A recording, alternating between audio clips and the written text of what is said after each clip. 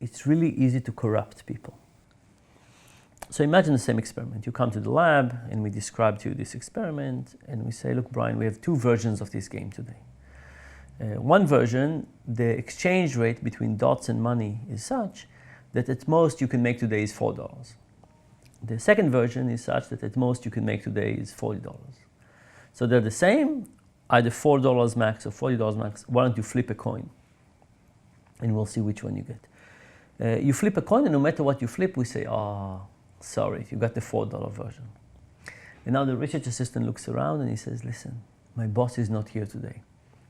So I'll tell you what, you got $3 to show up for the experiment, to pay for the bus fare. If you'll give me those $3, I'll pretend you got the other coin flip.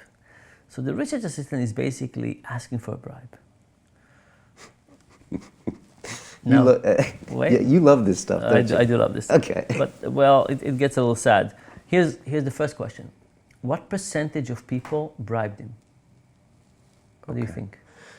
These are undergrad in Duke, but you know, it doesn't matter. And this is to get $40 instead of $4. Yes. So real money for these money, undergrads. Yeah. Okay, what percentage bribed him? 1/3? 90%. 90%. Okay. And what happened after they bribed him? Remember, they moved from $4 to $40. Did they cheat more or less the same?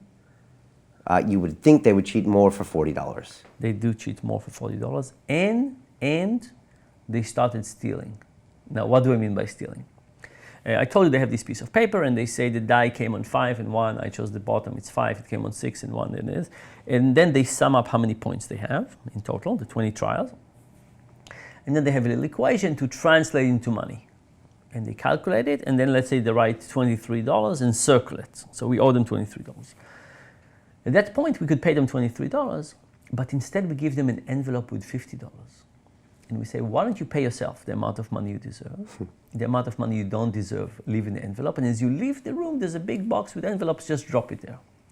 So now you have two types of opportunities to be dishonest. One is to pretend, oh, I really meant top, I really meant bottom. Right. But the other one is to write $23 and take 25, 28, even 50. Usually we find that people cheat but don't steal. Right, cheat but don't steal. They remember wrongly what they chose. Right. Sometimes, but once they write $23, they take $23. They don't take 25. Even criminals do that. This corruption experiment I just described to you is the first time we also saw stealing. People not only remembered wrongly what they picked after they saw the results, but they also wrote $23 and took 25 or 30 or 40. And here is the sad thought, is that think about what happens when you come to an environment that the person leading it is corrupt. How quickly do we change? And in this particular example, people change dramatically after one experience. Because the person in charge said, hey, I'm going to let you steal. The person in charge says, I'm interested in a bribe here. Right. It's a corrupt environment. Oh, so it let them, so then they thought everything was open. That's right. Okay. That's right. Now imagine... Making some parallels here to the banking world, perhaps. Well, there's a banking, there's politics. Okay. I mean, imagine that you live in a country where the president is corrupt. Okay. Hard to imagine, but you know, just imagine. Or a political leader, or imagine that you work in a company that you feel that the head of it is corrupt. How quickly does it change our moral fiber? Right? And I'm not saying that the people who came to our experiment would start cheating in basketball, you know, and other things that do with their friends, but in that particular environment, very quickly we learn terrible lessons about what is acceptable and not.